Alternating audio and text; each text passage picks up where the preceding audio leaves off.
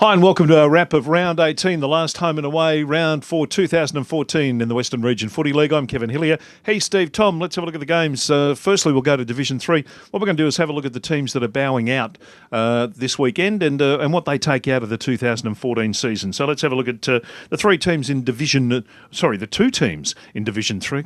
Still not used to this yet. It's North Sunshine and Tarneet. They both got a win out of the season. And that's a positive. Tarneet, their first season in the competition, they'd be pretty happy. Round one, they were flying. They beat North Sunshine way back then. And, it set up the future from that day, I think. North Sunshine turned the tables on them a couple of weeks ago and had that win. So good for them. I mean, a lot of work to be done at both clubs. North Sunshine have fought all their way through for many, many years and survived. I just hope that they can pick up some, continue with the juniors, pick up some good kids coming through the system and work from there. And Tarneet, it's just a matter of time to keep going and surviving and getting better and better.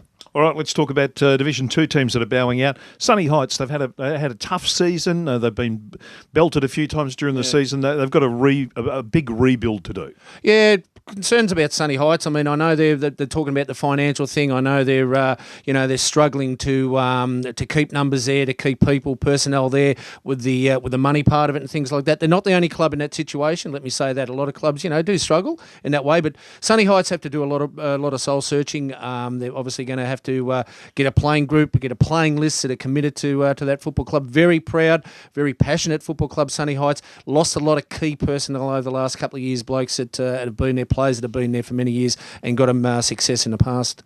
North Footscray under Walshy and Basil Borlace, a funny season for them in a lot of ways. I think expectations were pretty high. Yeah, I think they did at the start. Walshy and Basil Borlace, I think by their own admittance, basically said that the standard of Divi 2 is a lot better than they thought. They've come from a Divi 1, successful Divi 1 club in Hoppers Crossing over the years, and it was a little bit better down in Divi 2. So North Footscray, once again, love to see some. They have to retain their playing list, which I think they've re-signed a lot of them, most of them. But they still have to pick up some young guys and get a couple of key position players, I think, and a couple of outside running players for the future. But look, they're going to be up there again, North Footscray next year. Caroline Springs, they're still a young club. They built again on the wins that they had last year. They've improved on that. Almost got Windavale Falcons on the weekend. So a pretty successful season for them under Growy, who's Paul Grocott. He'll be back next year. Yeah, look, I think they'll be pretty happy, Caroline Springs. I don't know the comparison of their the win-loss compared to the last couple of years. One more than last year. But they've taken a couple of big scalps, throughout the year, and I think it's been fantastic. And Paul Grocott has done a great job, and they're recruiting. They're going out recruiting. They've had a century goal kicker this year in Buttigieg Clark. Picked up Blakey Richards in the off-season. Pisani's another one from St Albans that they picked up. So they'll just continue with the recruiting part and get better and better. And, once again, it's a time factor as well. They're only just going to get stronger and stronger as it unfolds. They're going to be a powerhouse in Division 2 in a couple of years, and who knows in the future when they get up to Division 1. And probably the unluckiest club in Division 2, Manor Lakes, just missed out on the finals. Played in finals last year, just missed finals this year. So in balance, they should be pretty happy. They should be happy. Look, they fought back well. They didn't get over that hiccup, that hurdle. When things went wrong for them, they dwelled on it, seemed to dwell on it the whole club for 4 to 5 weeks afterwards. And the performance on field was showing. Off the field, the president had to step aside. He resigned. Look, Manor Lakes, their playing list, they need to continue retain their playing list for next year, and they need to recruit. I'm not sure if Heath Hunter's doing the job again. He is doing it. I believe so. Excellent, good stuff. I think, look, he's the right man for the job there, and he's got a great network of people he can connect and recruit to that football club. So Manor Lakes, I hope they take the big step again next year and get back up to where we all thought at the start of the year they're going to be, and that's in the top couple of sides of Division 2. All right, Division 1, and the news that was just broken to us on the radio. Brett Jacobs out at Sunshine. He's said that work and family has got to come first at this stage of his life. So he's out. Tommy Miller's hung up the boots. Where to for Sunshine? Oh, look, a lot of hard work, a lot of soul searching. They need it. I won't say clean out, but they need to get some personnel into that club playing on the playing part of it.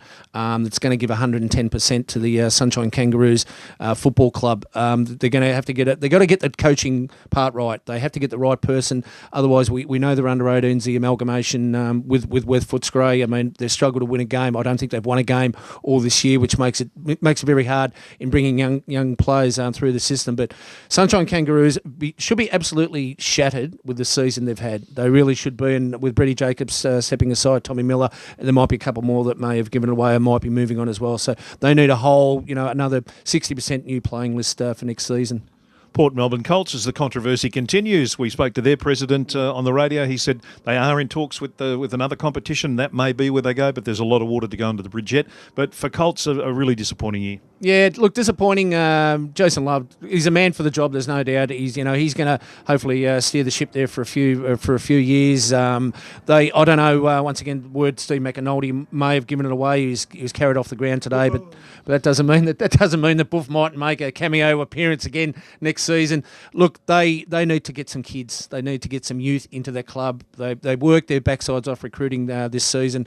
Prowse was on Port Melbourne's list, on the development list. I think he played. I think about the last 6 or 7 there at Port Melbourne's side. So that makes it a little bit hard when you've got quality players. Taylor was good. The recruits they picked up this year have been good. They just need half a dozen young guys. D. Altera's good again. I think he kicked 7 again the last round, round 18 in their win over Albion. They need to get the young guys into the system over at Port Colts. I would hate to see them go. I really would. They've been a great part of the Western Region Football League and still are a great part of the Western Region Football League, the history and the present. So let's hope that they do remain in our competition.